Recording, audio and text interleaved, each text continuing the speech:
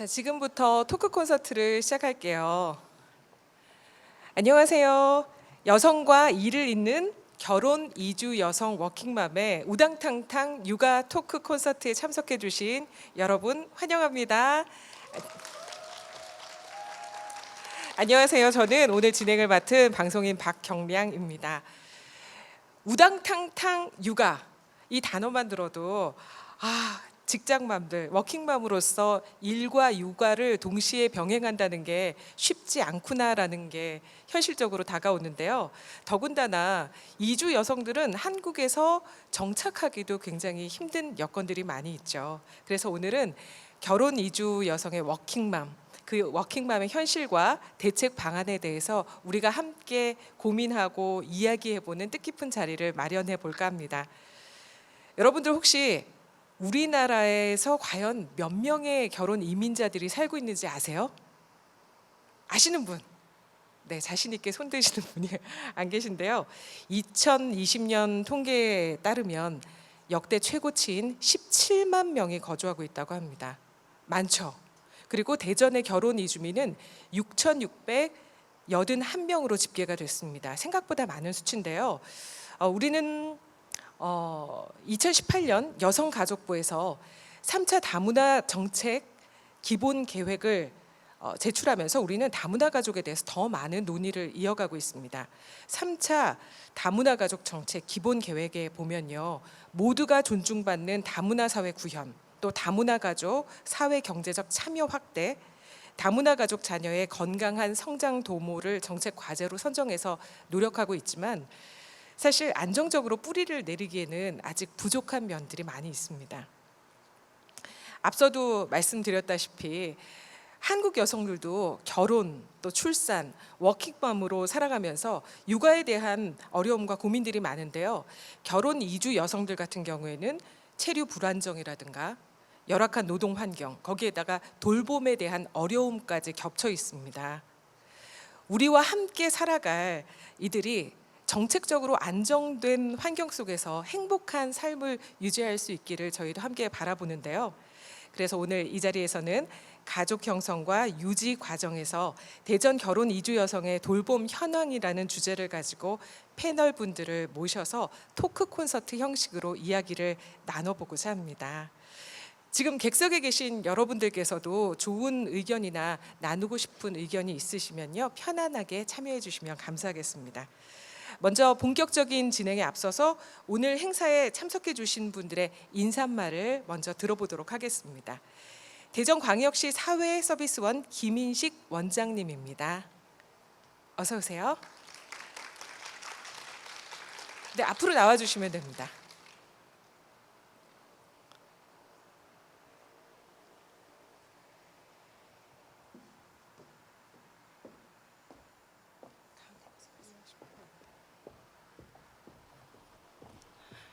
네, 여러분 안녕하세요. 방금 소개받은 대전 사회서비스원 원장 김인식입니다.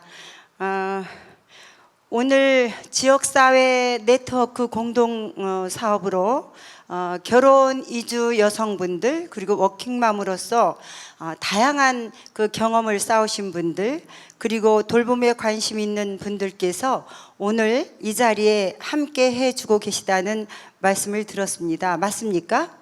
네, 예, 오늘 그런 여러분들을 모시고 육아 토크 콘서트를 진행할 수 있게 되어서 무척 기쁘게 생각을 합니다. 결혼 이주 여성 워킹맘들은 어떤 어려움과 도전을 겪으며 살아가고 계신지, 또 그런 경험을 통해서 얻은 소중한 교훈은 어떤 것인지 오늘 이 자리에서 함께 고민하고 이야기할 수 있는 소중한 시간이 되시길 바라고요. 개인과 가족에게만 남겨졌던 그런 돌봄의 역할을 사회가 이제 함께 함으로써 사회적 돌봄, 또 공적 돌봄의 책임이 참으로 중요하다 하겠습니다. 대전광역시 사회서비스원은 사회적 돌봄을 위해서 대전 시민 여러분의 목소리를 경청하고 지원하겠다는 의지를 전하면서 돌봄이 필요한 모든 곳에 관심과 격려 여러분께도 부탁드리겠습니다. 오늘 육아 콘서트를 공동 개최하는 대전 광역 세일센터 김정현 센터장을 비롯해서 주제 발표를 위해서 수고해 주실 대전세종연구원 유우선 박사님, 그리고 대전광역시 어린이집 연합회, 제가 평소에 좋아하고 존경합니다, 이해란 회장님을 비롯한 모든 참가자 여러분들께 진심으로 감사의 말씀 전하면서 끝으로 오늘 저는 여러분들께 푸르지아 꽃다발을 한아름 안겨드리겠습니다. 푸르지아 꽃다발 꽃말이 무엇인지 아십니까? 시작과 도전입니다. 여러분, 시작하고 도전하십시오. 감사합니다. 네, 말씀 감사합니다. 시작과 도전 꼭 기억하겠습니다. 이어서 대전광역 배재대 ICT 융합세일센터장이자 대전 서구 가족센터장이신 배재대학교 김정현 교수님이십니다. 어서 오세요.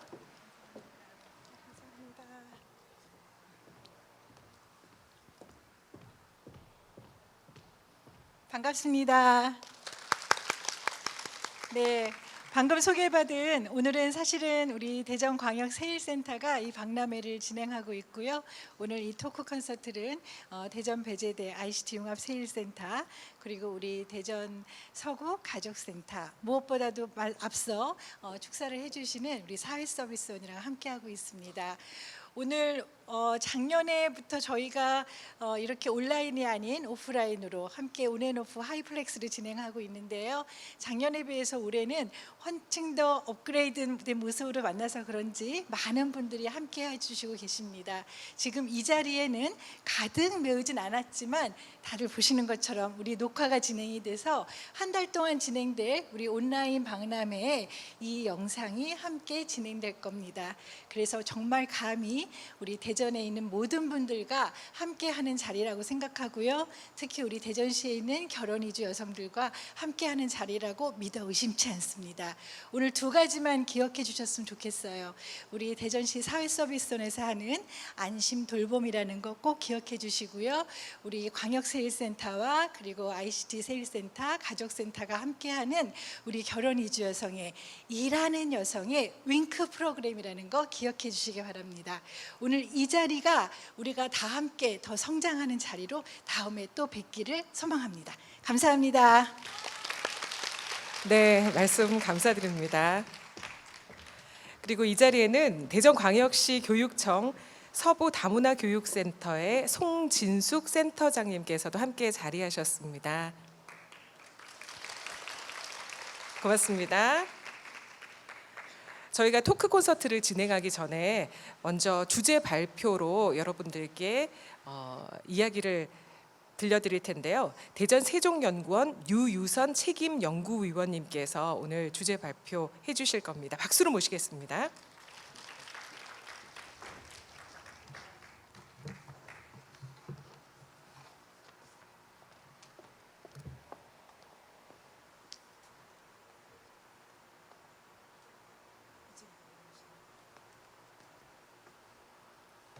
네, 안녕하십니까.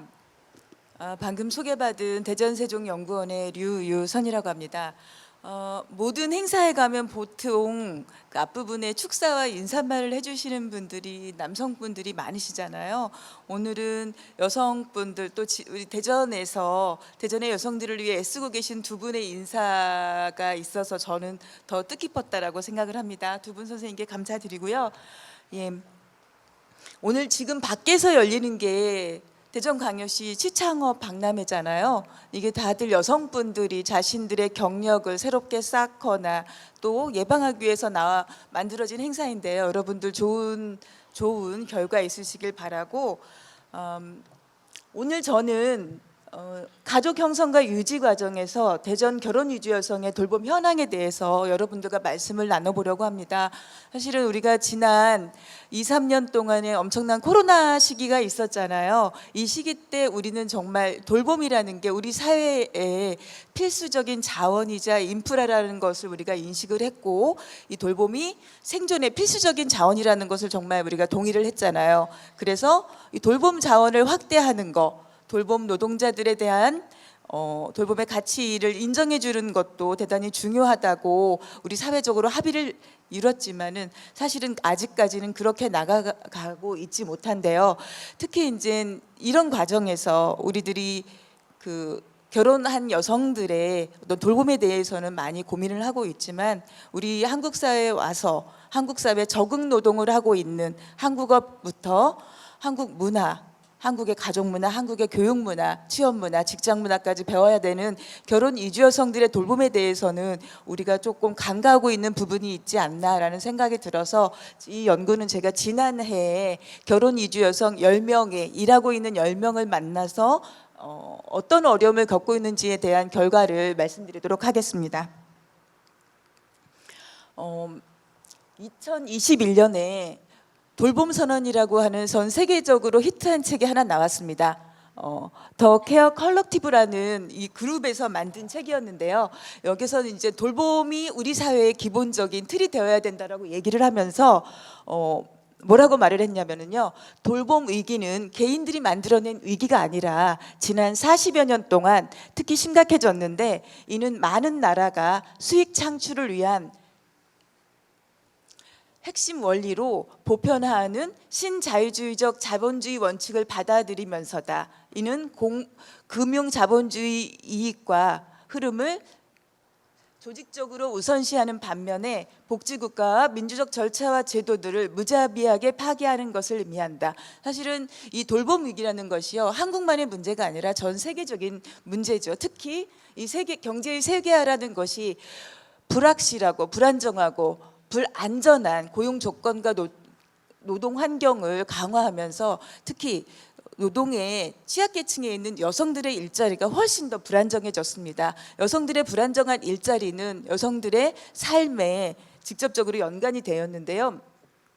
이런 것을 미리 예견한 사람들도 있죠. 이제 노동조합이나 이런 데에서 활동하시는 분들은 더 이상 이런 노동사회에서 재생산이라는 거, 우리들이 아이를 낳고 키우는 거, 그리고 이제 이 과정에서 일어나는 가족이나 성, 인종, 민족, 언어, 문화 등 모든 것들에 대해 얘기할 공간이 사라지고 있다라고 얘기를 했는데요. 사실은 이거는 우리 주변을 보라보면 충분히 알 수 있습니다. 불안정한 노동과 유해한 고용 조건에 최적화된 노동자로 여성이 상전되었는데요.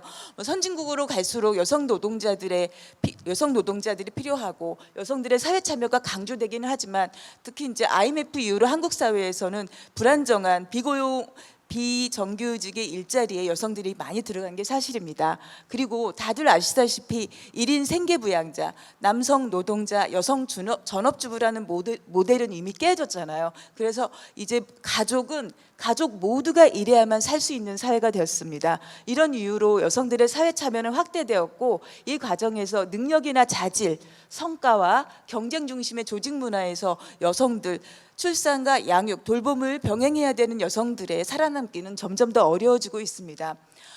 이런 노동사회에서 요구하는 노동자는요, 일 잘하고 오래 일하는 노동자입니다. 그러나 우리들은 아이를 출산하고 자녀를 돌봐야 될 여성들은, 이게 여성이 해야 되는 게 아니고 모두가 해야 되는 거지만 여성들의 책임이라고 불려지는 것들은 때문에 여성들은 늘 시간 부족에 시달리죠. 아이도 돌봐야 되지만 일 잘하는 사람이 되어야만 직장에서 살아남을 수 있고, 여성들은 일하면서 가족 형성과 유지를 하면서 이런 딜레마에 빠져 있습니다. 이렇기 때문에 젊은 여성들은 결혼을 포기하기도 하죠.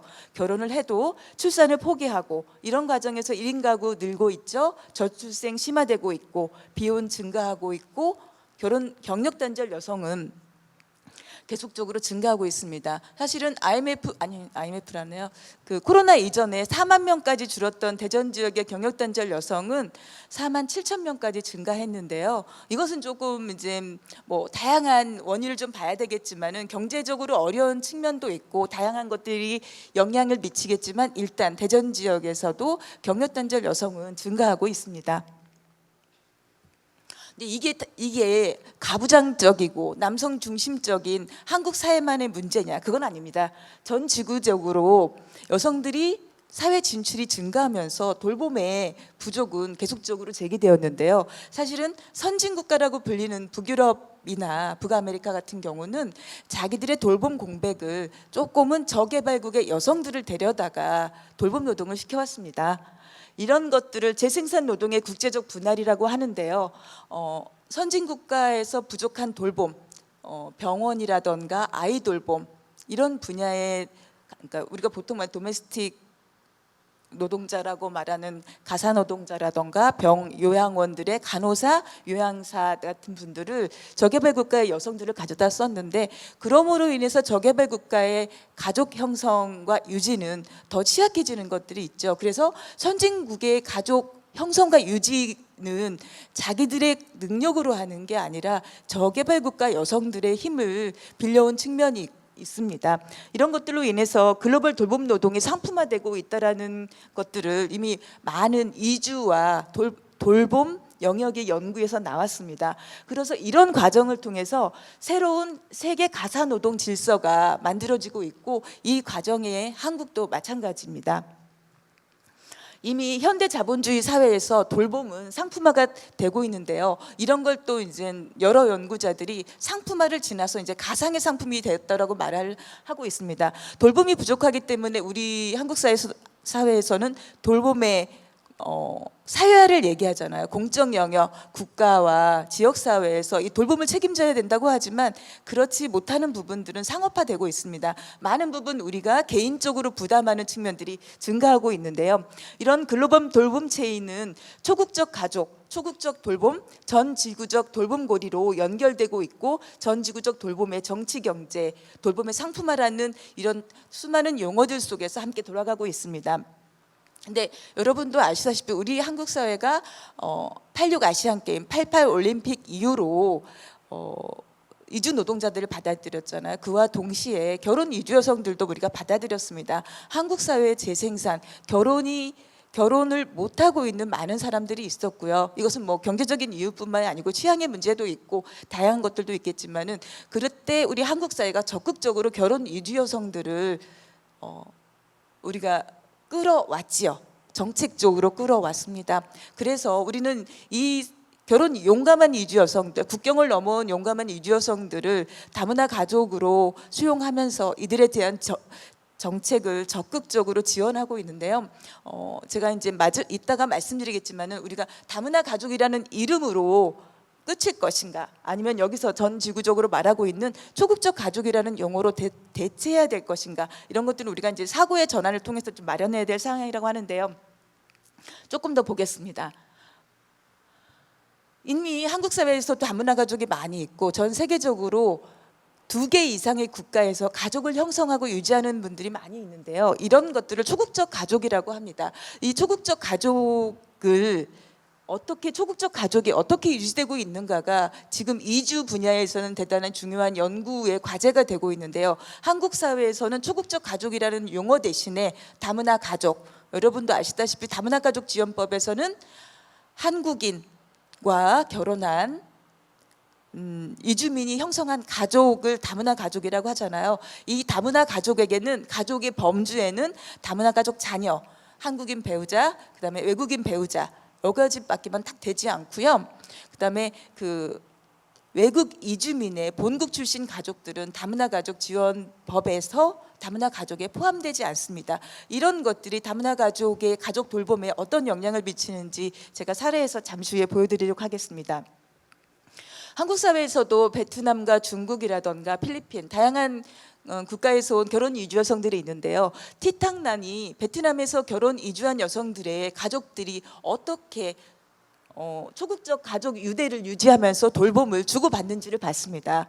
사실은 많은 결혼 이주 여성들이 가족 관계를 유지하고 있는데 여기에는 뭐 송금이라던가 남편과 자녀에게 본국 언어를 가르치는 것도 있고 본국의 요리를 가르치는 것도 있지만은요, 사실은 본국에 있는 그 아시아의 가족 문화에서는 효가 대단히 중요하잖아요. 나름대로 베트남이나 다른 아시아 국가에서는 한국과 마찬가지로 부모에 대한 돌봄의 의무가 있습니다. 여기서는 이제 티탕남 같은 경우는 베트남의 부모님들이 한국에 있는 결혼 이주 여성의 자녀를 어떻게 돌보는지는 보이지 않아서 제가 이제 그걸 추후에 보여줄 거고요. 탄효은과 김경학 같은 경우는 결혼 이주 여성이 중국의 부모 및 가족을 초청하는 것을 돌봄의 호외교연으로 보고 있습니다. 아시다시피 가족을 초청하면 이 가족들이 와서 결혼 이주 여성들의 자녀를 돌봐주는 역할을 많이 하고 있습니다. 또 조우 같은 경우는 이제 중국 같은 경우는 한국만이 아니라 전 세계로 많은 이주민들이 나가고 있는데요. 외국으로 캐나다로 이주한 중국의 청년들이 캐나다에서 가족을 형성하고 자녀를 돌보는 과정에서 캐나다의 사람들한테 자녀를 맡기기보다는 중국에 있는 부모님을 모셔와서 자기 자녀들의 양육을 부탁하는 경우인데요. 그런 경우에는 이제 민족적인 것이 많이 포함이 되죠. 중국어를 가르친다거나 중국의 어떤 가족 문화를 가르친다거나 그런 것들이 많이 있고, 이 과정에서 어떤 이 중국 같은 경우에도 자기들의 문화가 다른 나라로 펼쳐나가는 것들을 적극적으로 지원도 하고 있습니다. 또 이제 2013년에 조우 같은 경우는 이주로 끝나는 게 아니라 복지국가가 제공하는 돌봄과도 아주 중대한 영향을 미치고 있다라고 하고 있고요. 특히 이주국을 받아들인 호스트 국가에서는 이주민들의 본국 가족들의 돌봄을 제대로 보상하지 않는다고 뭐 이런 문제점을 지적을 하고 있습니다. 사실은 이거는 우리 한국 사회에서도 마찬가지로 지적해야 될 사항입니다. 또 발데사 같은 경우는요, 많은 이주민들, 제가 아까 말씀드린 것처럼 아시아적 가족 문화, 아시아적 효에서는 출신 그 자녀들이 뭐 한국에서는 보통 장남이지만 이 문화도 많이 희미해졌잖아요. 필리핀 같은 경우는 딸이 있고요. 우즈베키스탄 같은 경우 막내가 부모님을 돌보는 경향이 있는데요. 이런 이주 국가, 호스트 국가 간의 다양한 문화 차이로 인해서 부모 돌봄이라든가 자녀 돌봄에 대한 다양한 문화 차이가 있고요. 이런 것들은 이주자들의 전통적인 문화적 규범을 딱 막기보다는 이주민들이 자기네들의 전통 문화를 유지하기 위해서 새로운 방식의 협상을 만들어 나가는 것들을 좀 볼 수 있다라고 합니다. 또 이제 우리가 다 알다시피 중국으로 60년대, 70년대 탄광으로 이주 가신 한국인 분들도 있잖아요. 이런 분들과 마찬가지로 독일 같은 경우는 이주 노동자가 대단히 부족하기 때문에 동유럽에서도 많은 이주민들을 데리고 왔는데, 여기에서 발생하고 있는 다양한 가족들의 형태, 우리가 울리백의 세계 가족을 많이 들어봤을 건데요. 이 세계 가족들이 유지되고 있는 방식은 이제 회사처럼 경영되고 있다라고 얘기를 하고 있습니다. 그런데 제가 봤을 때도 우리 사회, 한국 사회 다문화 가족도 거의 이거는 전략을 세워서 경영하지 않으면 유지되기 어려운, 대단히 어려운 상황에 직면해 있다라고 볼 수 있습니다. 또 이제 이런 거 글로벌 가구나 가족 실행 이런 거는 약간은 제가 연구에 쓰기 위한 프레임으로 사용을 했는데요. 제가 이제 계속 주장하는 게, 우리가 다문화 가족이라는 용어를 대단히 한국의 국가주의적 관점에서 사용된 용어이기 때문에 조금 더 바꿔야 된다라고 말을 하고 있거든요. 저는 주장을 하고 있는데요. 초국적 가족이라던가 글로벌 가족이라든지 이런 식으로 약간 중립적인 용어로 바꿔야만 한국과 이주국가의 동등한 국가 간의 관계가 유지될 거라는 생각을 하거든요. 그래서 우리가 이 다문화 가족을 우리가 어떻게 호명할 것인가, 어떻게 정책 대상화할 것인가, 이것을 계속 고민해야 된다고 생각을 합니다. 이런 한국 사회나 글로벌 전 지구적으로 발생한 돌봄 부족이 개인들의 재생산에도 문제를 가져왔지만 사실은 가족의 위기이자 사회의 위기가 되었고요. 이제 너무 늦긴 했지만 2012년에 한국 사회에서는 아이 돌봄 지원법을 제정을 했습니다. 이것과 함께 뭐 아동 정책 기본 계획도 했고요. 저출산 고령사회 기본 계획도 지속적으로 5년마다 만들어내고 있는데요. 이런 제도적인, 법적인, 계획적인 차원에서 보면은 전 국가적으로 한국 사회는 돌봄 위기에 대응하려고 애를 쓰고 있습니다. 그래서 다양한 돌봄 제도도 만들어지고 있고요. 양적으로 많이 확장되고 있는 게 현실입니다. 근데 이 2, 3년 전 사실은 저희가 벗어난 지가 얼마 안 됐잖아요. 이 코로나 시기 때 저희가 대전 지역에 있는 여성 10명을 인터뷰했었거든요. 이 여성들이 코로나 시기에 국가가 하지 못하는 돌봄이 공적 기관들이 다 문을 닫으면서 모든 돌봄이 가족, 여성들에게 책임이 지어졌습니다. 이때 여성들을 만나봤을 때 여성들이 한 이야기는 온라인 등교로 아이들과 함께 있는 게 행복하기는 하지만 자녀 수업 참여를 얘가 제대로 하고 있는지, 숙제는 제대로 하고 있는지, 진도는 나가는지, 선생님 말씀을 잘 듣고 있는지, 학습 매니저까지 해야 됐고 하루 3끼의 아이들을 밥을 챙겨주면서 가사노동이 엄청나게 증가했다고 했거든요. 다들 아시다시피 남성 배우자들의 가사노동 시간은 그렇게 증가하지 않았지만 여성들의 가사노동 시간은 2배 이상 증가했다라는 게 통계로 나와 있습니다.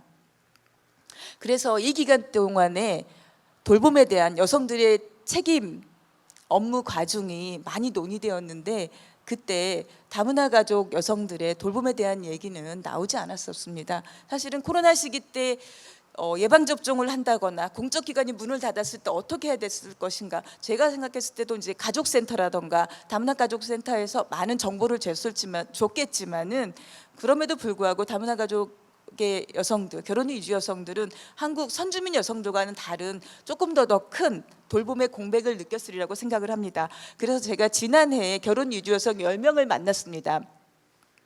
이 10명을 만나면서 제가 이 시기에 돌봄을 어떻게 수행을 하고 있는지, 그리고 어떤 돌봄의 어려움을 겪고 있는지를 좀 물어봤거든요. 그런데 이런 맥락에는 한국 사회의 결혼 이주 여성과 다문화 가족이 증가하고, 이거는 뭐 한국 사회 전반이지만 대전도 마찬가지지요. 근데 다문화 가족의 돌봄은 도대체 어떻게 진행되고 있는가? 특히 우리가 그냥 한국 사회에 돌봄이 어떻게 진행되고 있느냐라고 했지만 거기 내에서 조금 더 취약한 계층인 한국 사회에서 형성한 다문화 가족의 돌봄 문제는 어떻게 진행되고 있는가, 어떤 문제를 갖고 있는가를 들여다보지 않았다라는 어떤 반성과 함께, 그리고 이들이 한국 사회가 제공하고 있는 돌봄 제도와 정책을 받겠지만은 이 이외에 다문화 가구, 초국적 가구로서 출신 국가의 어떤 전략, 어떤 관계 속에서 최적화된 다문화 가족의 생존 전략을 만들어내고 있는지를 좀 살펴봤습니다.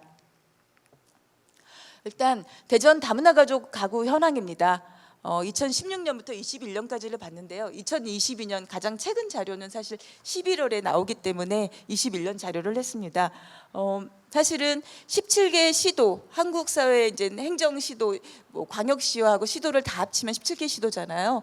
대전은 그렇게 많지는 않습니다. 그렇지만 대전 시민 전체 인구로 본다라면은 적지 않은 규모이기 때문에 특히 이제 자녀 같은 경우가 계속 증가하고 있다라는 것을 우리가 좀 봐야 될 것 같습니다. 제가 지속적으로 지적하고 있는 다문화 가족의 범주에 자녀와 결혼 이주민 그리고 배우자는 다 포함이 됩니다. 근데 여기서 기타 동거인이라고 나오죠. 다문화 가족과 함께 거주하고 있는 기타 동거인은 한국인 배우자의 가족들이겠죠. 그리고 외국인으로 나와 있는 것은 출신국 결혼 이주민의 가족입니다. 여기 기타 동거인의 외국인으로 나오는 숫자는 많았을 때가 500명대이고 400명대를 유지하고 있는데 이분들 대부분은 결혼 이주 여성들이 자녀 임신과 출산 과정에서 몸조리를 돕거나 그리고 결혼 이주 여성이 일을 할 때 아이들을 돌봐주는 역할을 하고 계신 분들이십니다. 이제 이분들은 다문화 가족에 포함되고 있지 않다라는 거죠. 제가 그래서 A, B, C, D, E, F, J까지 10명을 인터뷰를 했고요. K 같은 경우는 이제 남성분을 인터뷰를 이제 참고로 한 것인데요. 9분, 10명 여성 가운데에서 8명이 결혼 이주로 한국 사회에 진입을 했습니다. 한 분은 한국 사회에 유학을 왔다가 한국 남성을 만나서 결혼 이주로 바꾸신 상태고요.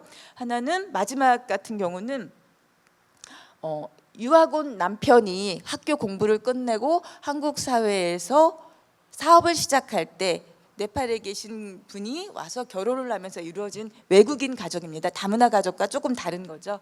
제가 이분들한테 한국 사회에서의 이주 과정, 적응 과정, 그리고 자녀를 낳은 과정, 자녀를 누가 돌봐주고 있는지, 그리고 이분들 모두 다 일을 하고 있었는데요. 일을 하면서 어떤 어려움을 경험하고 있는지에 대해서 좀 여쭤봤습니다. 베트남에서 오신 A 씨 같은 경우는요, 당연히 이제 결혼으로 오셨죠. 결혼을 해서 함께 사는 사람이 남편 있고 시어머니가 있습니다. 그리고 남편의 전 결혼에서 있는 자녀 2분이 있고 또 새로 낳은 딸이 1명 있죠. 근데 대부분 시어머니가 계시기 때문에 임신과 출산 과정에 시어머니가 돌봐줄 거라고 생각을 하지만 아시다시피 한국인 배우자의 연령이 조금 높다 보니까 시어머니나 같이 동거하시는 시댁 부모님들의 연령이 상당히 높습니다. 연로하셔서 집안일을 도와주기는 대부분 어려우셨고요. A 씨가 임신과 출산 과정에서 친정 어머니가 오셔서 산후조리도 해주시고 집안일을 도와주셨습니다. 그리고 A 씨가 한국 사회 괜찮은 직장을 갖고 싶잖아요. 그래서 사이버 대학에 들어갔습니다. 이 사이버 대학에 들어가 있는 동안 공부를 하는 동안에 학업을 뒷받침할 때 집안일을 도와주셨던 분도 친정 어머니였고요. 그리고 또 직장에 다닐 때 이분이 직장에 가서 일을 하는 동안 어린 자녀를 돌봐주신 것도 친정 어머니였습니다. 현재 이분 같은 경우는 이제 친정 엄마랑 너무 친해진 딸 같은 경우는 베트남에서 지금 공부를 하고 있습니다. 이것처럼 제가 말씀드린 다문화 가족이 꼭 한국 사회에서 형성돼서 한국 사회에서 교육을 받고 자라는 건 아니고요. 조금 더 나은 교육 환경과 또 삶의 선택지를 찾기 위해서 엄마는 한국에 있지만 자녀는 엄마가 태어나고 자란 나라로 가서 또 친정 부모님들의, 그러니까 외할머니겠죠. 외할머니들의 보살핌을 받으면서 그곳에서 공부를 하는 경우도 많이 있습니다. 이제 이분 같은 경우는 그런 얘기를 하더라고요. 사실은 친정 어머니가 한국에 계속 머무를 수 있었으면은 어쩌면 딸이 한국에도 있었을 거라고 얘기를 하는 거예요. 다들 아시다시피 결혼유지 여성이 친정에 있는 가족을 초청할 때는 양육 지원으로밖에 안 되잖아요. 그것도 한 아이당 3년씩 2번. 그러니까 결혼유지 여성은 아이를 출산하지 않으면 부모님을 장기간 초청하기가 어렵습니다.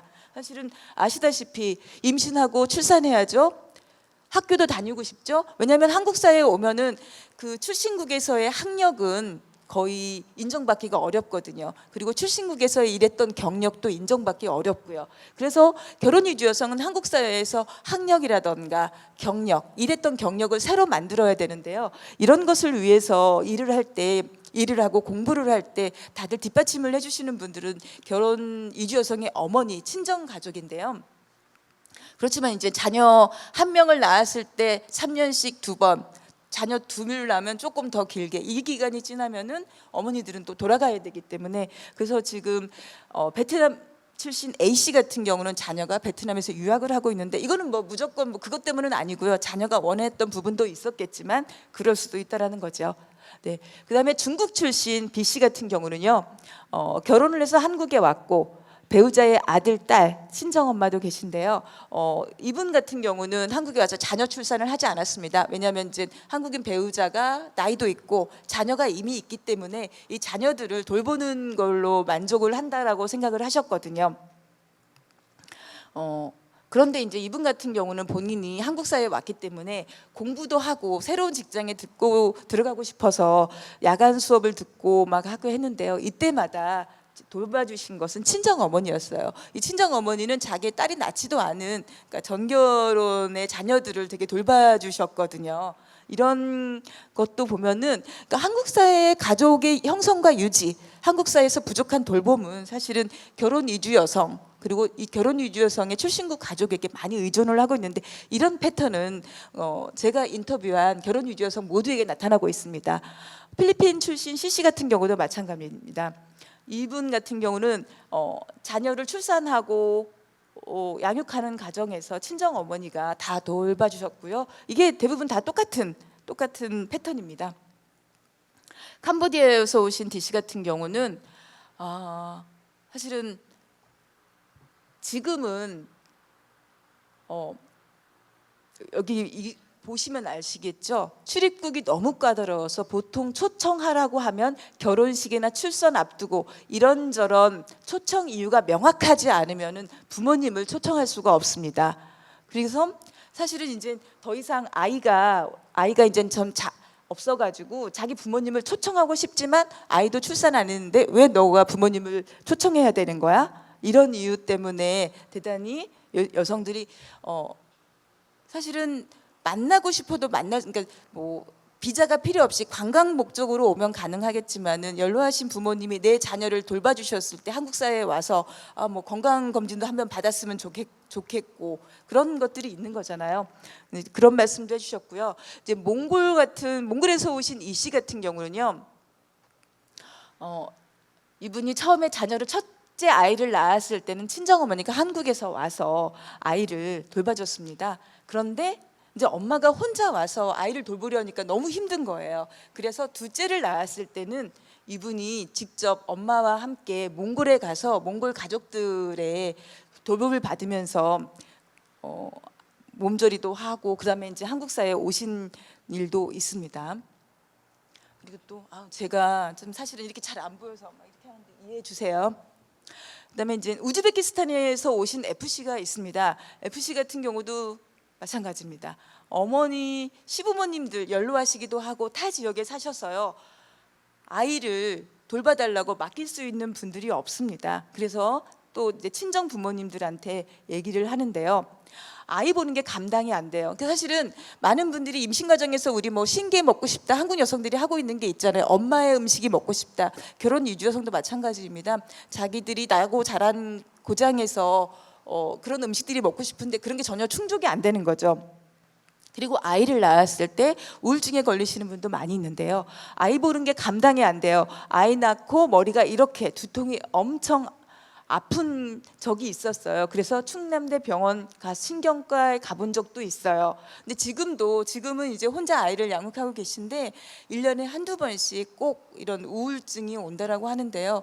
이런 사정은 여성들이 사실은 한국 사회에서 자녀를 독박 육아하는 여성들이 많이 경험을 하고 있는데 이런 상황은 결혼 이주 여성도 마찬가지입니다.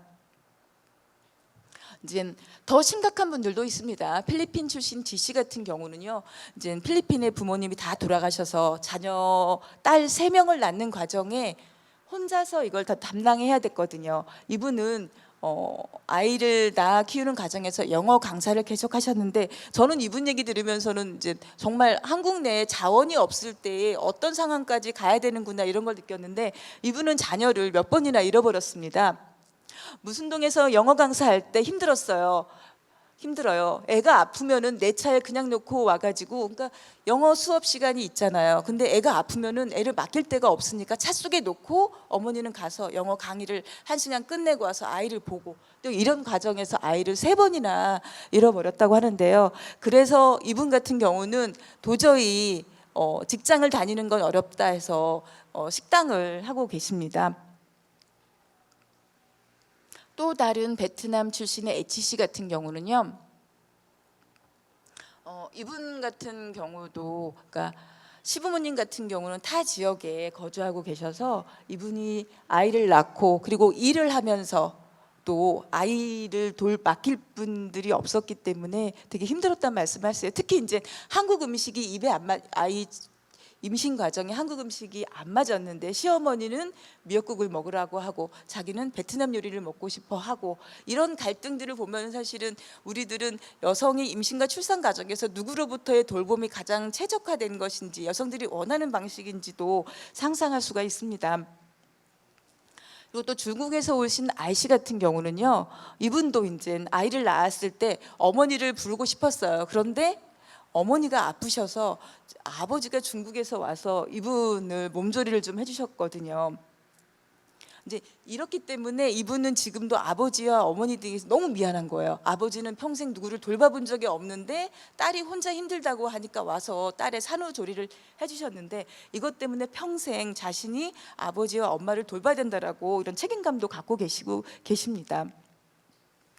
그리고 이제 마지막 케이스인데요. 네팔 출신의 제이씨 캣인데요. 이분들은 이제 남성분이 한국에서 유학을 와서 석사를 끝냈어요. 석사를 끝나고 네팔로 돌아가지 않고 한국에서 사업을 시작하셨는데 일정한 나이가 도달하니까 결혼을 해야 되니까 네팔에 계신 부모님이 와이프를 이제 보내서 여기서 결혼을 하셨는데요. 지금은 투자 이민으로 대전에 거주하고 계신데요.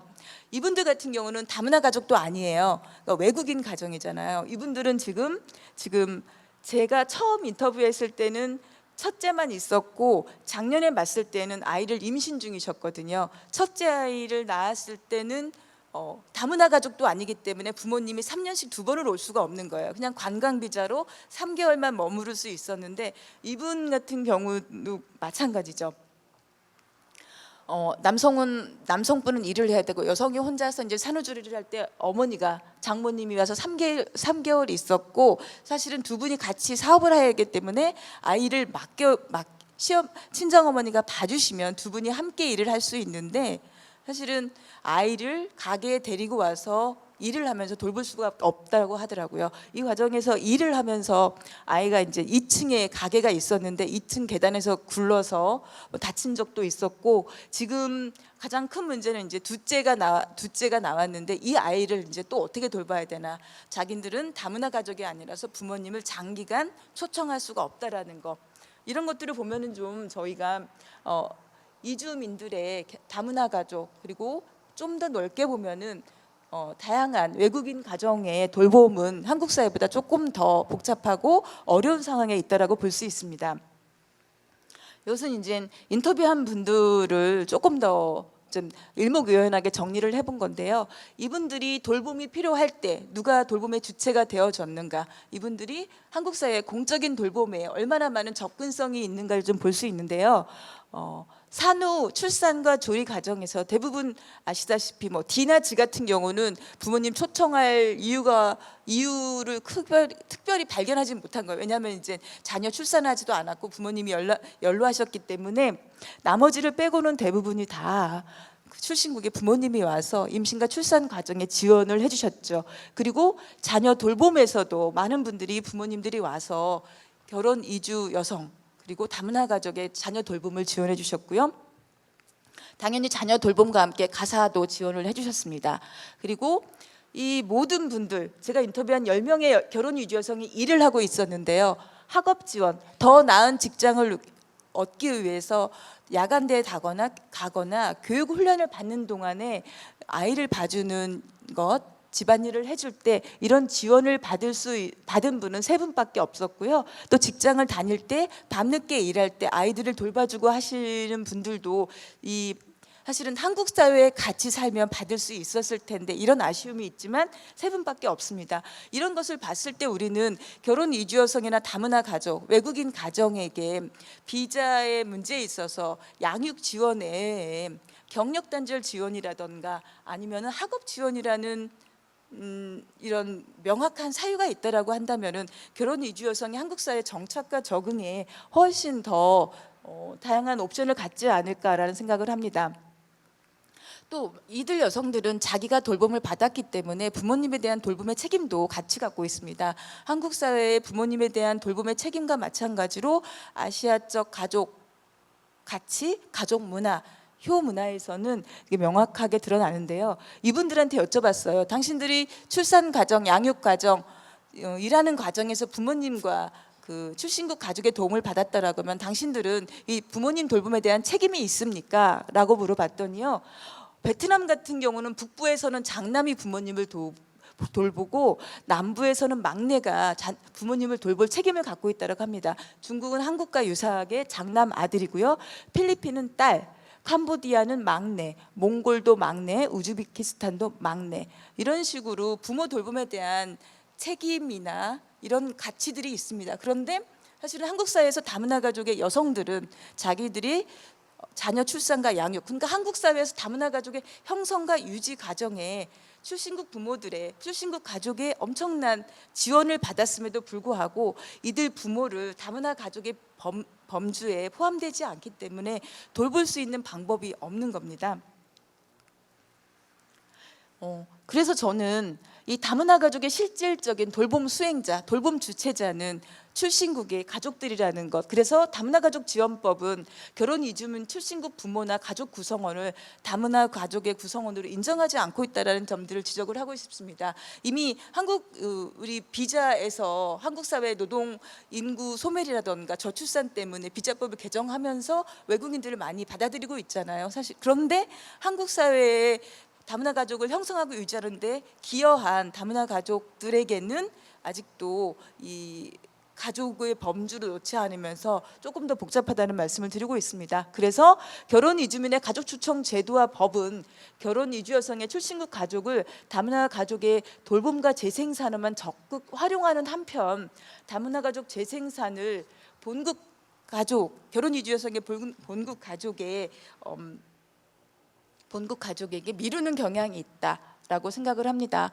그리고 이제 가족 돌봄 자원의 접근의 위기화를 좀 보면은요, 체류 자격에 따라서 자원에 접근할 수 있는 게 좀 다른데요. 우리 선주민 가족들은 부모님이 도와주신다고 하면 충분히 언제든지 만날 수 있잖아요. 그런데 재동포 가족도 마찬가지입니다. 그렇지만 다문화 가족은 제가 말씀드린 것처럼 양육 지원에 한해서 그런 거고요. 그리고 제가 마지막 예로 드렸던 네팔 외국인 가족 같은 경우는 외국인 주민 가정은 전혀 그럴 수 없는 상황에 있다라는 점 말씀드립니다. 시간이 없기 때문에 좀 빨리 마무리를 되겠는데요. 국제 결혼을 다문화 가족이라는 이 단어에 넣는 것은 계속 우리가 한국 사회 내에서만 다문화 가족을 상상한다는 느낌이 듭니다. 오히려 초국적 가족, 글로벌 가족이라는 이름으로 부르면서 한국 내의 가족과 출신국의 가족들을 동등하게 힘과 권력, 자원이 오갈 수 있는 도록 만들어 나가는 과정이 좀 필요하다고 생각을 합니다. 그래서 우리는 다문화 가족이 한국 사회에 적응하고 잘 적응해야 된다고 주장을 하죠. 그러려면 우리가 어떻게 해야 되는가? 이 다문화 가족이 형성되고 유지되는 과정에 실질적 도움을 제공하는, 돌봄을 제공하는 주체들한테 우리는 어떤 보상을 해줘야 되는가? 저는 그 첫 번째는 다문화 가족 구성원의 범주 확대가 그거라고 생각을 합니다. 예, 이상입니다.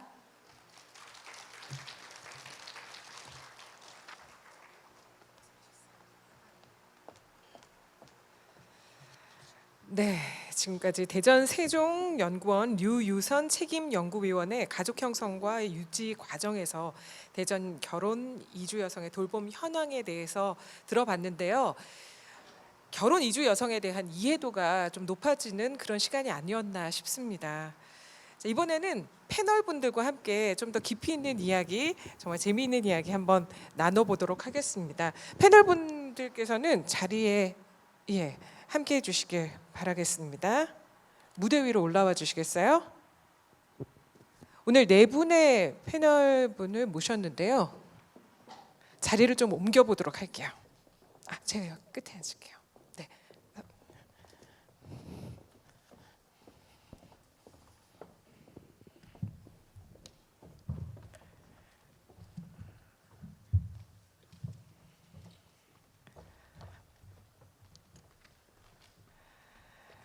자, 오늘 주제 발표해 주신 대전 세종연구원의 류유선 책임연구위원님께서 제 옆에 앉아 계시고요.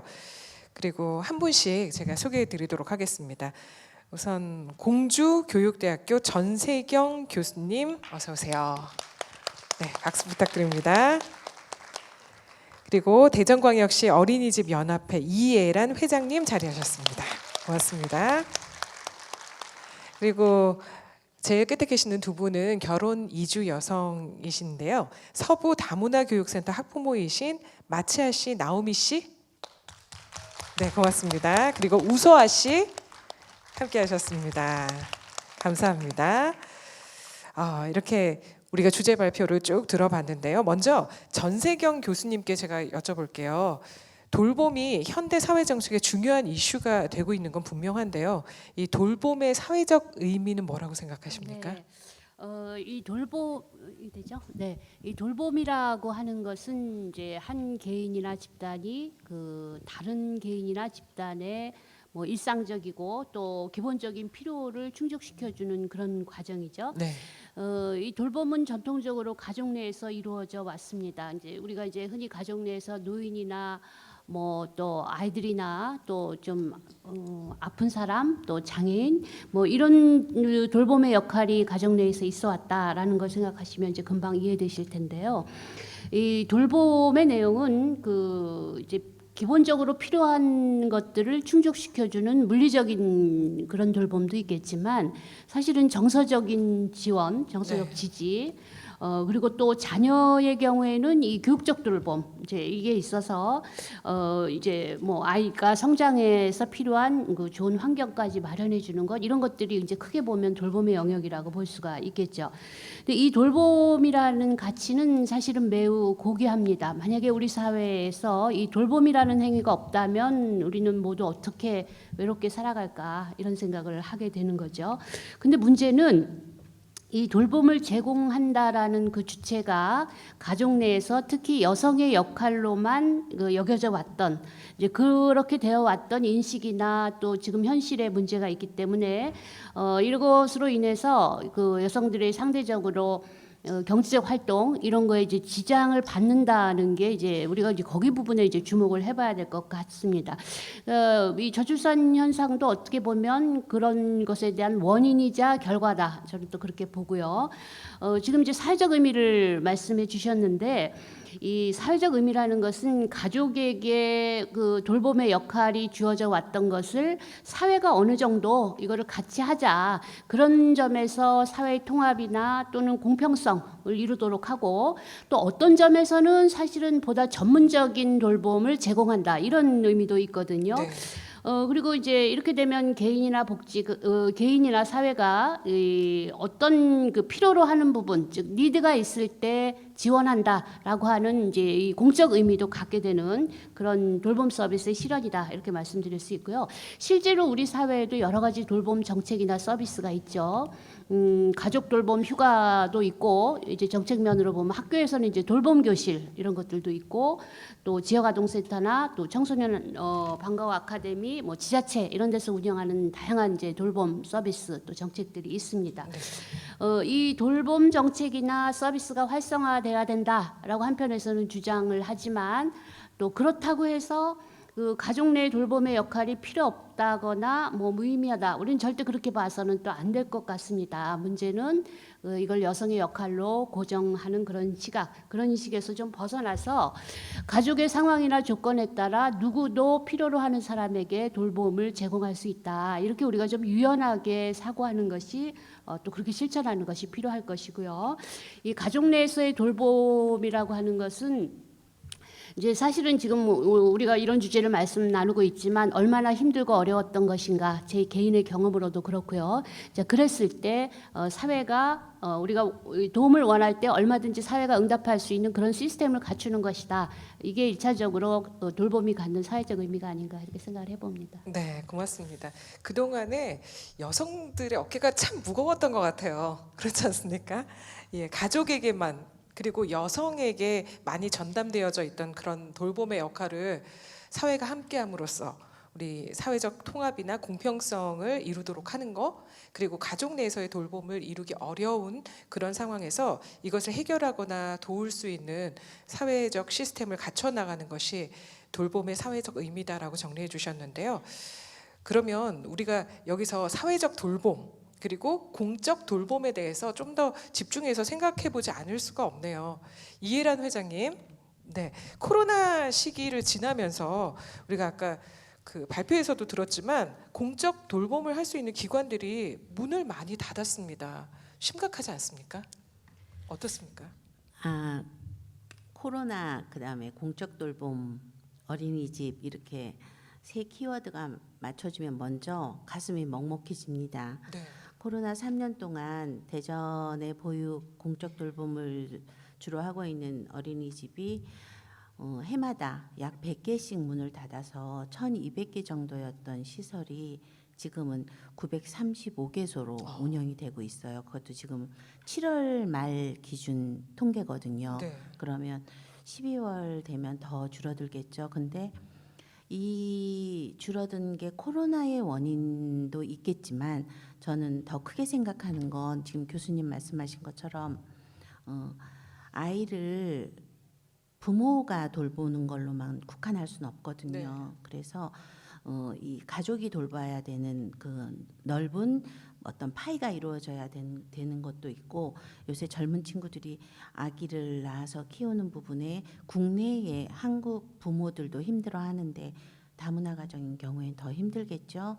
그래서 이런 걸로 봤을 땐 초저출산 시대로 지금 저희가 있는 이 부분이 앞으로 저희가 더 문제 해결을 해야 되는 게 아닌가 싶습니다. 네. 워킹맘도 점점 늘어가고 있고 또 이렇게 사회적 돌봄 제도가 좀 더 증가돼야 된다고 생각하는데 오히려 역으로 지금 폐원을 하고 있는 곳들이 굉장히 많이 있습니다. 네, 정말 심각하고 마음이 저도 같이 먹먹해지는 것 같은데요.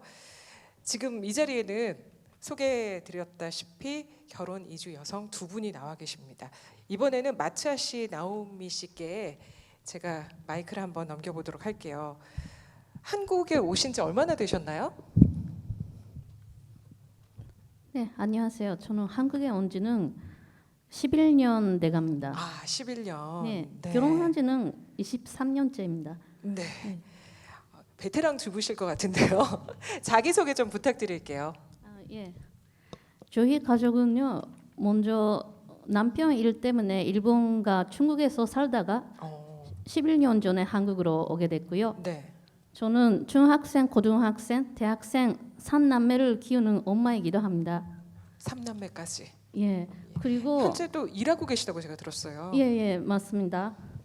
네, 현재도 일하기는 하는데 지금까지 그 다문화 이해 교육 강사나 유학생 사회 통합 교육 강사, 그리고 결혼 이주 여성 상담원, 그리고 국제 교류에 관한 그런 일들을 해왔습니다. 근데 지금은 네. 제가 좀 늦게 한국에서 대학에 진학했고요. 네. 네, 심리학을 전공했고 올해 졸업하게 돼서, 네, 지금은 서구 가족센터에서 다문화 이해 교육 강사를 하면서 민간 기업에서 단기 계약 사무직으로 근무하고 있습니다. 네, 굉장히 부지런하시네요. 3남매도 키우랴, 일도 하시랴. 굉장히 그동안의 노고가 제가 공감이 될 것 같아요. 예, 느껴지는데요. 아무래도 한국에서도 살고 일본에서도 그리고 중국에서도 이렇게 살다 보니까 비교가 좀 될 것 같은데요. 어떠세요? 예, 맞습니다. 제가 결혼과 동시에 한국에 온 거 아니라서 그래도 좋았던 점에 일본의 그 양육 방식 그런 걸 경험할 수 있었던 거, 그리고 중국에서도 마찬가지로 살 수 있어서 네. 중국에서는 저도 남편도 제 상국에서 산다 보니 완전 외국인 입장이었고, 네. 근데 한국에 와서는 그 남편의 나라, 그렇죠. 좀 네, 그런 안정적이죠. 식으로 네, 비교가 됐습니다. 네. 좀 힘들었던 점. 이럴 때는 정말 너무 어렵다. 좀 이렇게 한숨이 많이 나왔다. 그런 때도 있었을 것 같아요. 네, 당연히 있었습니다. 제가 한국에 왔을 때 그 아이들을 유치원생, 초등학생이었는데 갑자기 대한민국의 학부모 데뷔가 돼버려서 저도 한국말을 하나도 못했는데 네. 그런 어려움이 있었습니다. 저 아이들도 마찬가지였고. 문화에 대한 적응도 필요하겠지만 아이 돌봄 문제가 제일 큰 그 어려움이었을 것 같아요. 예, 맞습니다. 모든 것이 한꺼번에 다가와서 네. 힘들었다는 건 마찬가지고요. 게다가 한국에 오자마자 남편은 직장 다니기 바빠가지고 결국은 제가 혼자 모든 것을 감당해야 되는. 아이들 돌봄을 맡게 됐고, 근데 제가 조금 시간 지나서 적응하게 됐고, 그리고 나서 역시 사회생활을 하고 싶어진 그런 욕구가 생겨서 사회 활동을 하기 시작했는데, 그리고 나서 조금 더 안정적인 직장을 다니게 됐고, 그럴 때도 역시 남편이 일하는데 바빠서, 근데 본인이 남편은 아이 양육이나 가사 노동에 많이 협조적인 편이었어요. 근데 다행이네요. 그래도 역시 그렇죠. 시간적인 제한이 있었기 때문에 제가 혼자 맡게 돼서 맨날 전쟁 같은 날이었습니다. 전쟁 같은 날이었다고 합니다. 네, 고개를 막 끄덕이시는 분들이 많으신데요. 저도 사실 비슷한 과정을 다 겪었기 때문에 외국에서는 아니지만 그래도 시댁과 또 친정에서 도움을 줄 수 없었던 상황이어가지고 얼마나 좀 곤란한 상황들이 많았을지 짐작이 갑니다. 네, 이번에는 우서아 씨 얘기를 한번 들어볼게요. 역시 해외 이주 기간이 좀 길다고 들었습니다. 네, 안녕하세요. 중국에서 온 42살 결혼 여성입니다. 이주 여성입니다. 네. 네, 저는 해외 생활이 벌써 6년 됐고요. 예. 한국에서 13년고 이제 저 캐나다에서 2년을 살았습니다. 네, 이 동안 출산을 2번 했고요. 지금 12살랑 7살 딸을 열심히 키우고 있고 현재 한국 거주 취득한 상태입니다. 네, 한국인이십니다. 그렇죠? 캐나다에서도 또 사셨고 한국에서도 지금 14년 거주하고 계시는데요. 이렇게 보니까 아이 둘의 출산을 각각 다른 나라에서 하셨더라고요. 아무래도 산후조리 문화가 나라마다 굉장히 다르잖아요. 어떻습니까? 저희 고향에서 출산 후에 산후조리 대부분 시부모님이 도와주시는 편이에요. 네? 친정 어머니가 아니라 시부모님께서요? 네. 굉장히 특이하네요. 네. 예. 음식 종류는 다양하게 돼 있고요. 네.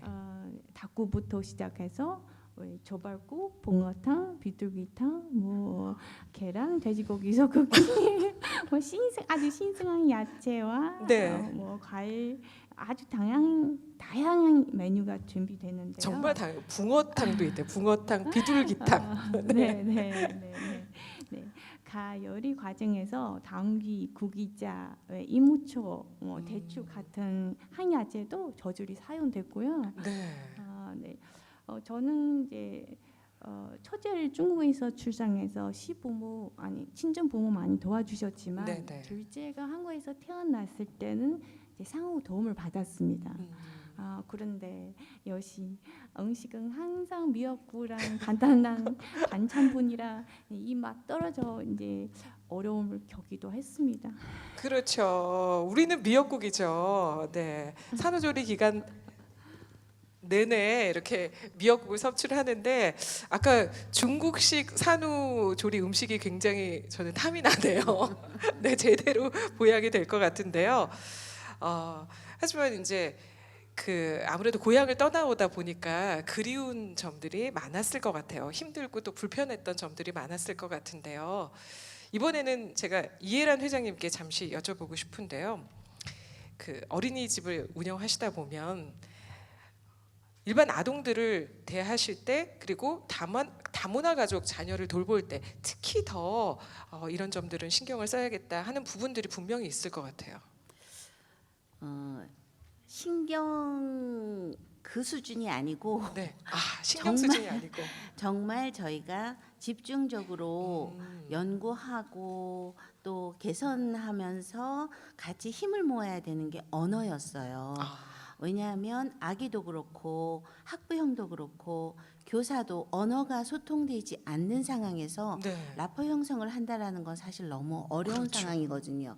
그러다 보면 오해도 생기고 이런 부분이 돼서 물론 문화 부분도 좀 다름이 있어서 서로의 어떤 애들이 좀 이렇게 거리감을 두고 이러는 건 있지만 그런 거는 이제 저희가 어린이집에서 그 해당 학부형님을 초청해서 그 나라의 문화를 보여주는 이런 이벤트도 네. 해서 좀 이질감을 없애고 다름이 틀림이 아니다라는 거를 그렇죠. 저희가 알려주는데 이 언어는 어린이집은 아시다시피 한 명 아이를 돌보는 곳이 아니고 여러 명의 아이를 돌보는 공간이거든요. 그런데 네.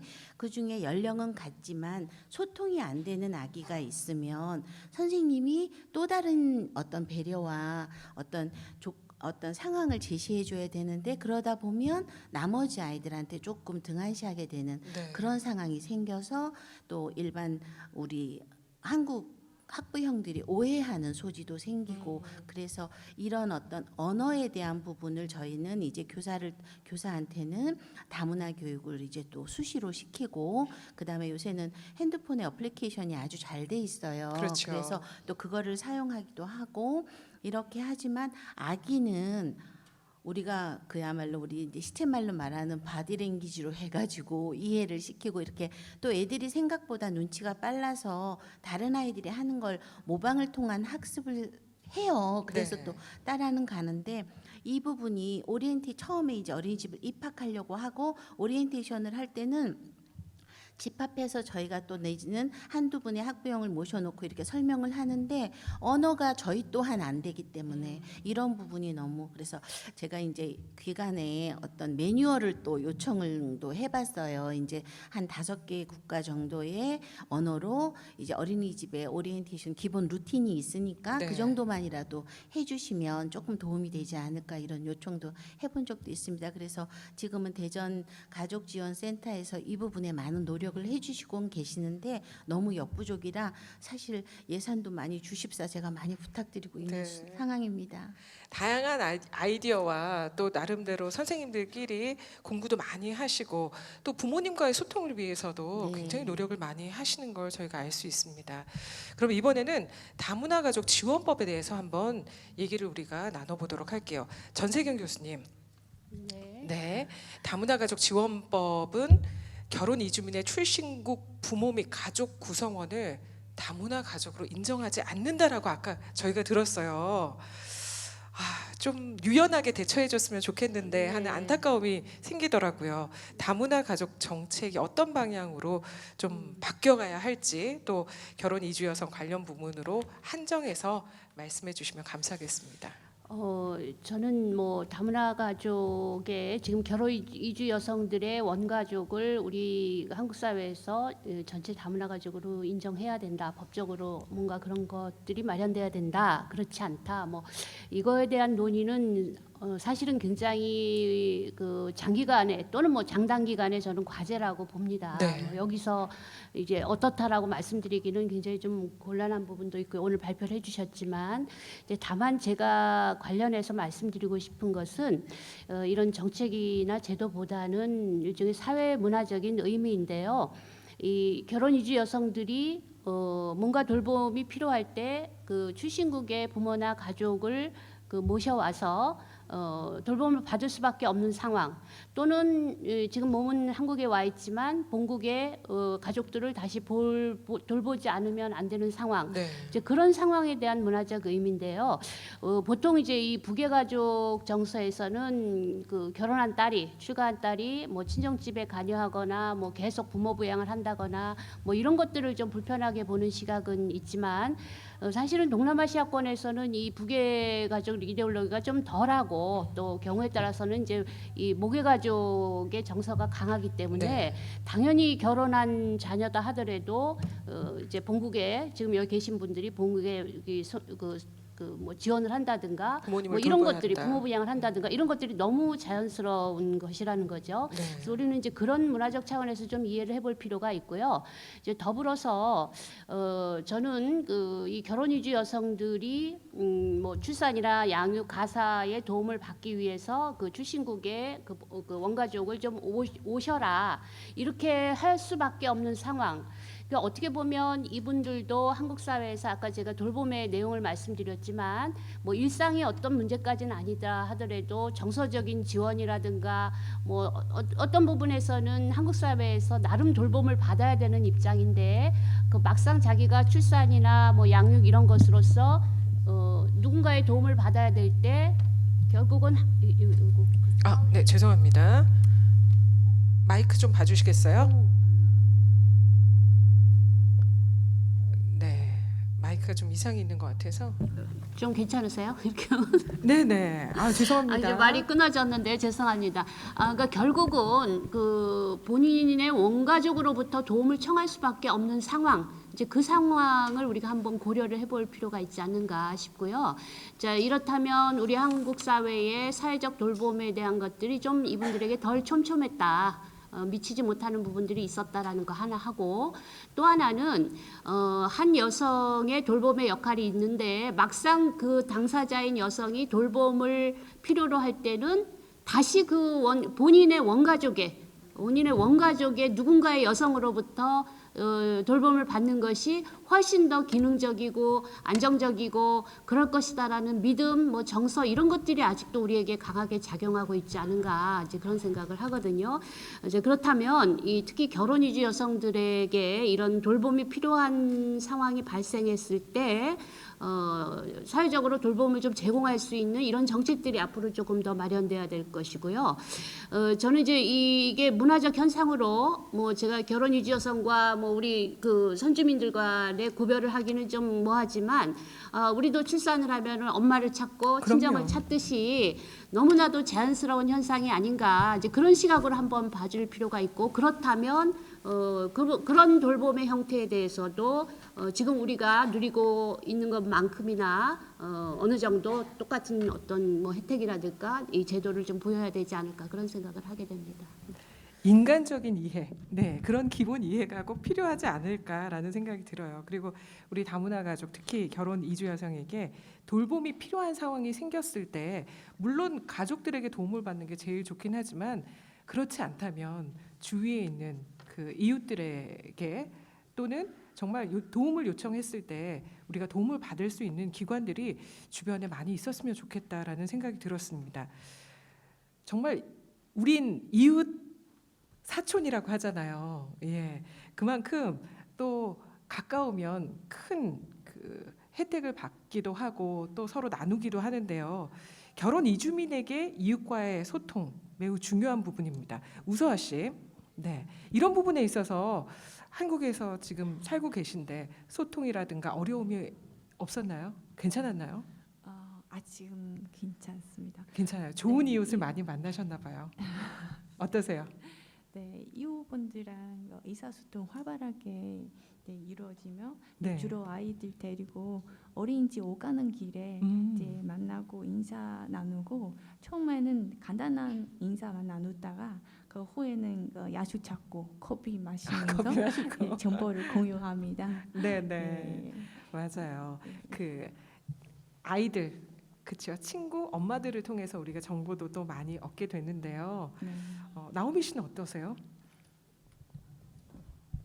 네, 저도 다행히 주변 분들이 많이 잘해주셨고 네. 덕분에 많은 어려움에 그 도움을 받았습니다.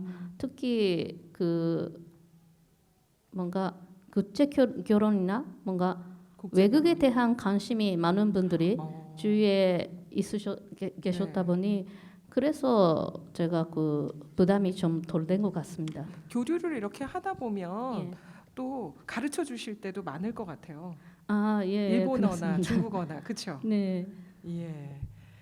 그리고 대전광역시 가족 프로그램, 가족센터의 프로그램들이 굉장히 많은 걸로 알고 있거든요.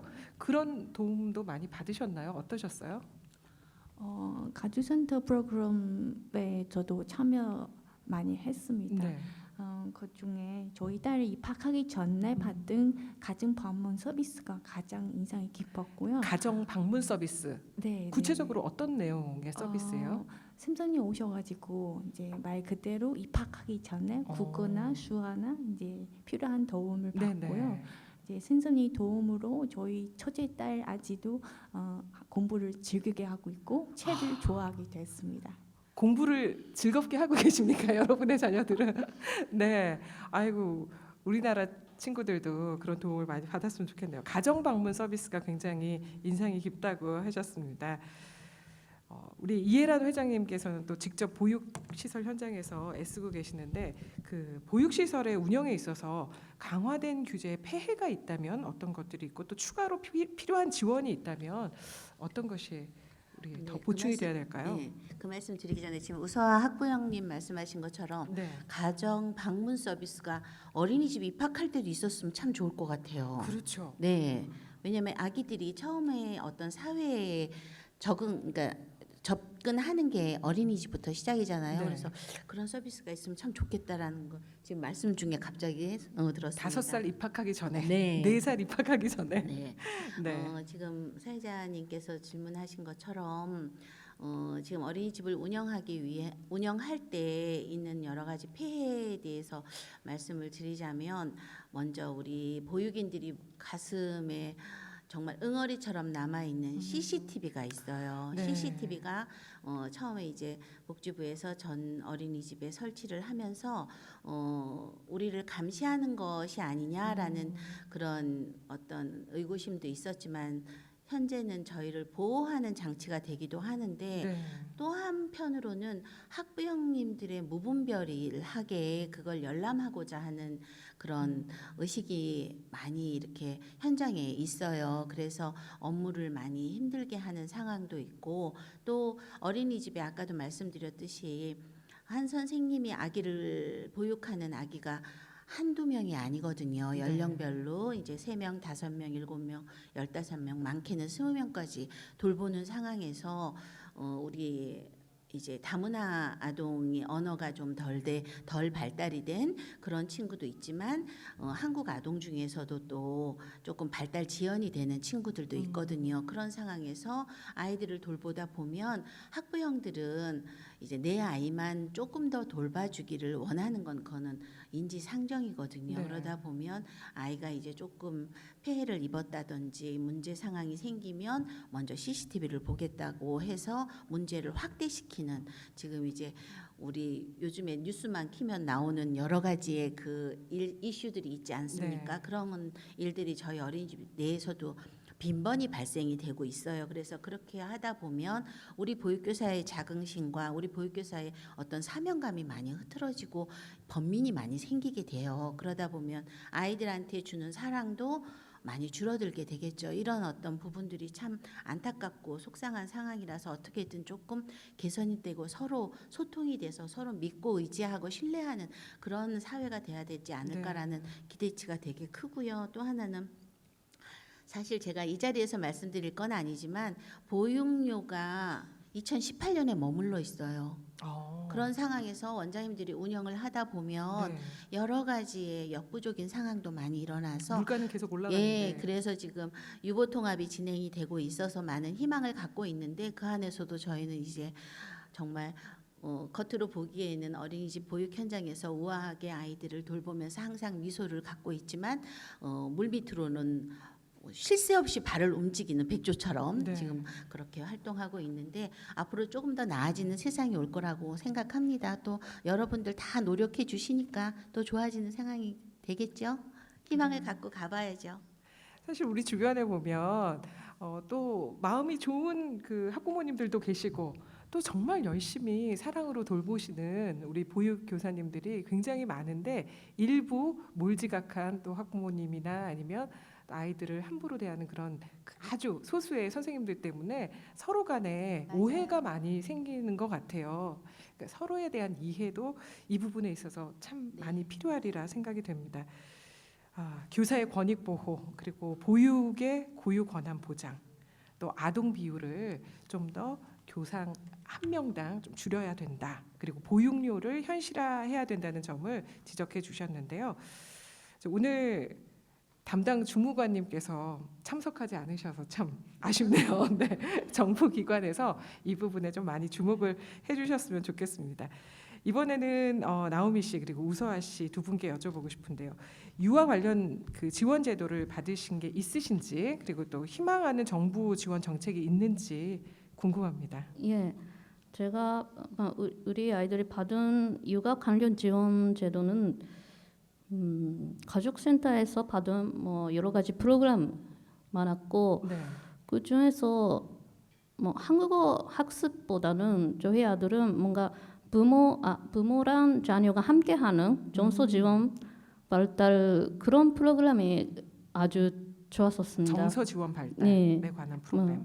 그리고 그 다른 데서 대학생 멘토링, 뭐 여름 방학 동안, 겨울 방학 동안이라도 그런 식으로 그 조금 더 오빠 언니처럼 그런 식으로 멘토링 받을 수 있었던 것도 뭐 많이 도움이 됐고 아이들도 많이 좋아했더라고요. 네. 그야말로 생활 밀착형 그런 프로그램들이 많았었던 것 같아요. 근데 대학생 멘토링도 되게 그 같이 노는 것만 아니라 네. 같이 노는 목적이 아니라 뭔가 학습 지원이나 네. 그런 요소가 그 포함돼 있고 그런 비중이 더 크거나 조금 다양해지고 있는데 네. 저희가 받은 것은 뭐 반반 정도 그런 비율이어서 아이들에게 뭐 많이 부담을 주지 않고 저희도 조금 뭐 학습 케어도 해주시니까 안심할 수 있다는 그런 프로그램이 좋았었습니다. 네. 그런 보육 서비스는 많이 늘어났으면 좋겠네요. 네, 그렇습니다. 예. 네, 그리고 그 희망하는 정부 지원 정책으로는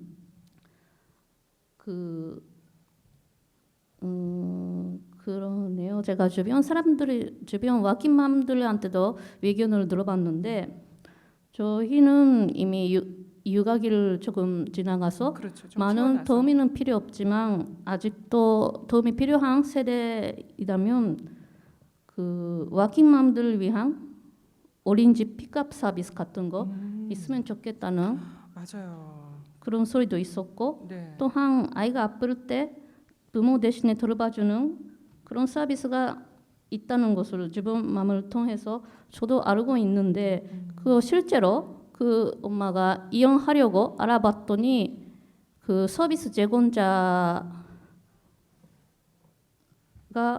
그 서비스 제공자에 조금 제한이 있고 그래서 서비스 제공자의 스케줄이 비어 있을 때만 신청 가능하기 때문에 만약에 그 겨울 때 뭐 독감 같은 감염증 많이 유행하는 시기에는 그렇죠. 아마 신청자가 많이 집중하는 것으로 그거 생각하면 많이 기대할 수 없다고 그런 식으로 그거에 많이 기대하지 않게 뭐 다른 방법을 찾고 네. 있다고 그런 소리를 들었습니다.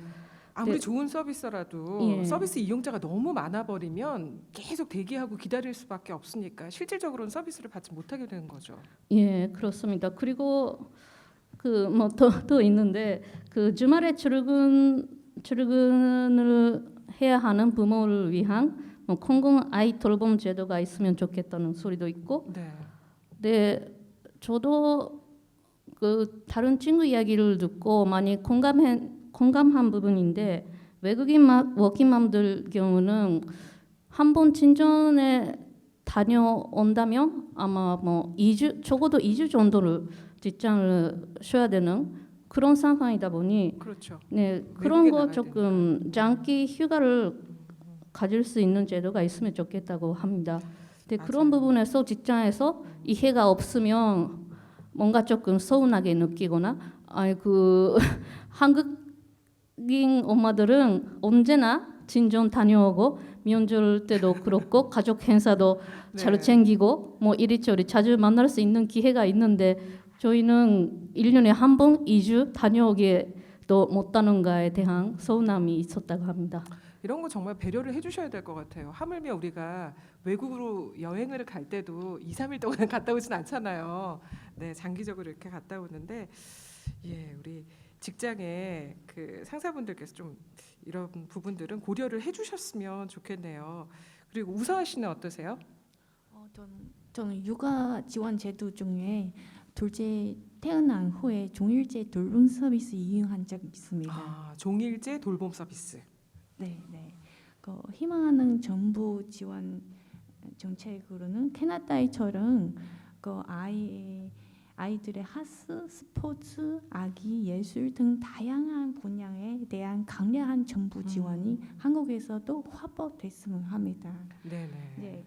또한 엄마들의 취업 지원랑 아이 등학원, 등학교 서비스 확보됐으면 더 만족할 것 같습니다. 네, 현재로는 이제 교육에 관련된 건 이제 언어 지원 부분에 대해서 많이 있는데 그것보다는 그것 플러스 문화적인 혜택이나 지원도 많이 있었으면 좋겠다라고 말씀을 해주셨어요. 그리고 아까 픽업 서비스는 두 분 다 공통적으로 말씀을 해주셨습니다. 희망하는 정부 지원제도 사실 꼽아보자면 굉장히 많을 텐데요.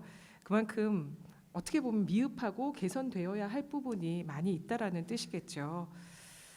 정부에서 정말 깊이 있게 검토해 주셨으면 좋겠는데 오늘 관계자분이 안 나오셔서 정말 아쉽네요. 그래도 지금 녹화를 하고 있으니까 꼭 보셨으면 좋겠습니다. 전세경 교수님, 네, 이런 많은 제도의 수정 보완이 필요한 상황인데요. 거시적으로 어떤 기반이 마련돼야 된다고 보시나요? 네. 저는 오늘 그 발표자님께서 말씀하신 이제 우리 한국 사회가 다문화 사회가 되어가고 있다라고 하는 것은 어쩌면 뭐 우리 사회가 재영토화, 재가족화, 재국가화 이런 세 가지 말씀을 해주셨어요. 이 재영토화라고 하는 것은 지금 뭐 이동통신 발달하고 교통수단 발달했기 때문에 언제 어디서든 우리는 쉽게 연결이 됩니다. 화상통화가 됐든 인터넷이 됐든. 그렇게 해서 서로 간의 언어나 관습, 문화 이런 것들을 잊어버리지 않고 살기 때문에 몸은 대한민국의 주소 몇 번째에 살고 있지만 늘 그 연결되어 있다라는 점에서의 영토가 파괴되는 그런 현상을 보고요. 또 재가족화도 그 사돈이 뭐 국제적으로 다른 나라의 분이고 또 이주해서 오신 분들은 또 여기 와서 새로운 가족 관계를 형성하고 강화하고 때론 새로운 유대를 또 만들어 나가고 역시 이 재국가라고 하는 것은 결혼 이주 분들이 여성분들이 본국의 그 문화나 이런 것들을 유지하면서도 또 한국의 문화나 이거를 받아들이면서 이것들을 조화시키는 과정에서 자신만의 새로운 또 정체성을 만들어 가거든요. 네. 이런 모든 과정이 우리가 다문화 사회로 가는 하나의 현상인 것 같고 또 우리 입장에서 보면 이거는 이제 더 이상 거스를 수 없는 상황이기 때문에 그렇다면 다문화 사회를 살아가는 데 필요한 거기에 걸맞는 그런 인식이 필요하지 않을까 네. 싶어서요. 한편에서는 인식의 문제, 또 다른 한편에서는 제도의 마련 이렇게 말씀드리고 싶습니다. 일단 인식의 문제라고 하는 것은 이 다양성을 존중하고 이 포용의 문화 많이 들어보셨을 거예요. 이 다양성을 존중한다라는 것 그 자체는 그 매우 우리에게 소중한 가치인데 만약에 우리가 모두가 다 똑같다라고 하면 얼마나 재미없는 세상에 살고 있는 것이겠습니까?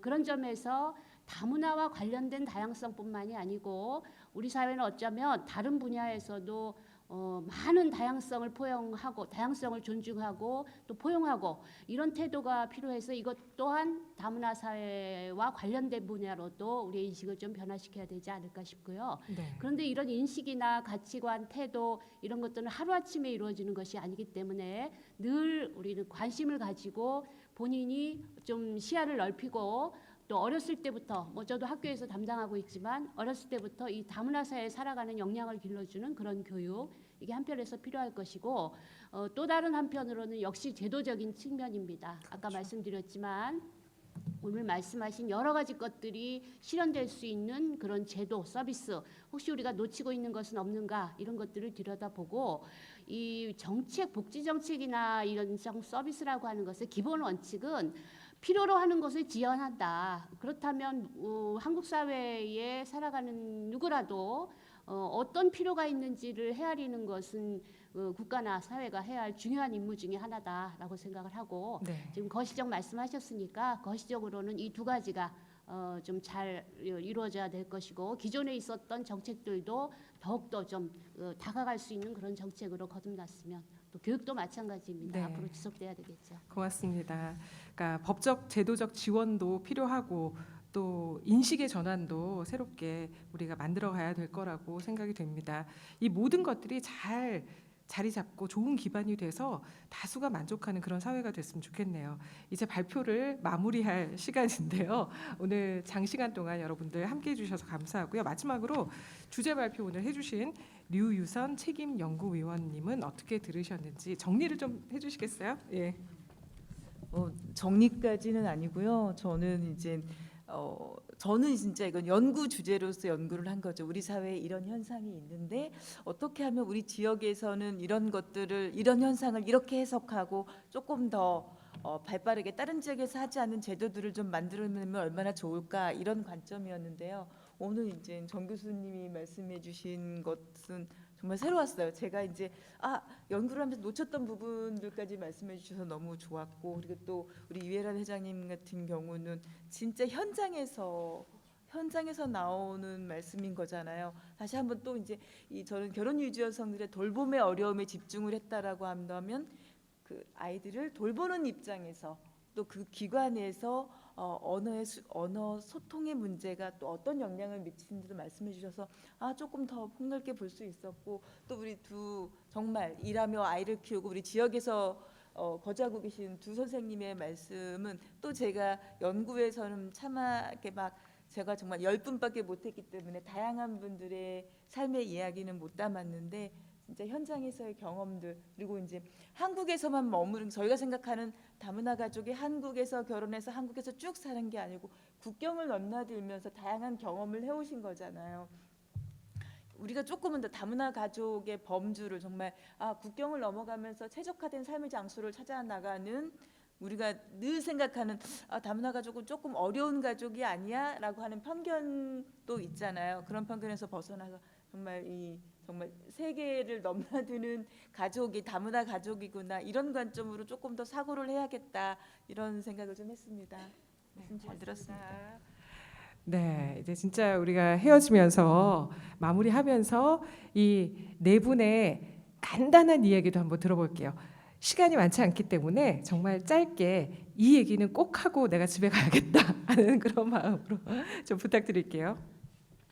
네, 우리 저기 끝에 우서아 씨부터 시작할까요? 저는 여러분 말씀 열심히 들어봤고요. 근데 지금 머릿속에 남아 있는 거, 저희 워킹맘을 위해서 정말 휴가라든가 이제 아이 이제 등하원 등학교 서비스라든가 정말 필요한 부분이에요. 이 부분 좀 나중에 좀 화보됐으면 이제 물론 그날까지 기다리겠습니다. 감사합니다. 네, 고맙습니다. 네, 나오미 씨.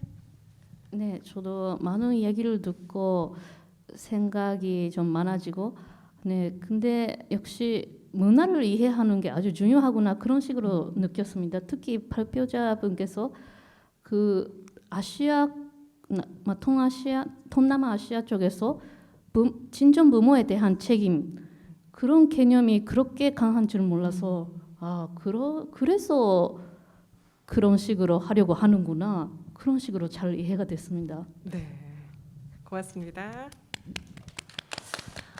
저는 이제 보육 현장에서 일을 담당하고 있는 우리 선생님들과 원장님들의 그 시야에서 또 말씀을 드렸는데, 오늘 이 자리를 통해서 우리 원장님들과 보육인들한테 저희가 힘든 건 어쩔 수 없는 거니까 그 친구들을 만났을 때 보다 더 그 가정의 입장에서 다시 한번 생각하고 더 배려하고 더 챙겨줄 수 있게끔 다시 한번 화이팅 하자고 하겠습니다.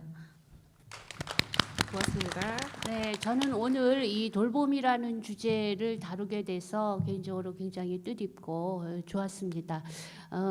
내가 누군가를 돌볼 수 있다라는 것 자체는 매우 고귀한 것이고요.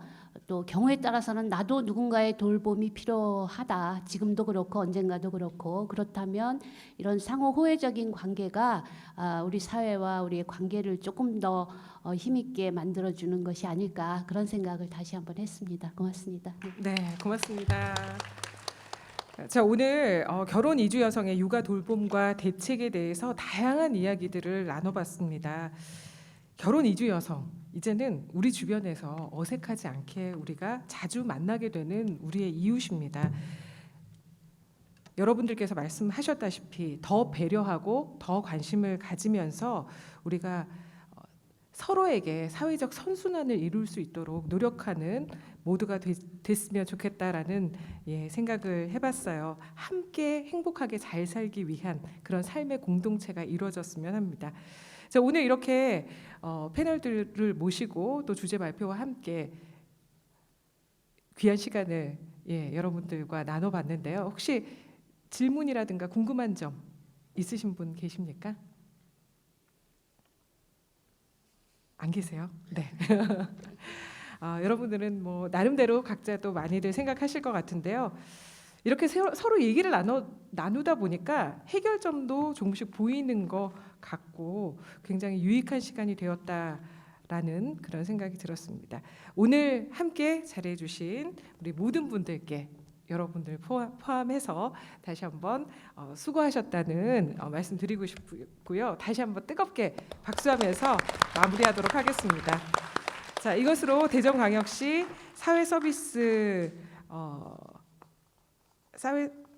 지원과 또 대전광역시 여성 새로 일하기 센터에서 마련한 결혼 이주 여성 워킹맘의 우당탕탕 육아 토크 콘서트를 마치도록 하겠습니다. 감사합니다. 수고하셨습니다.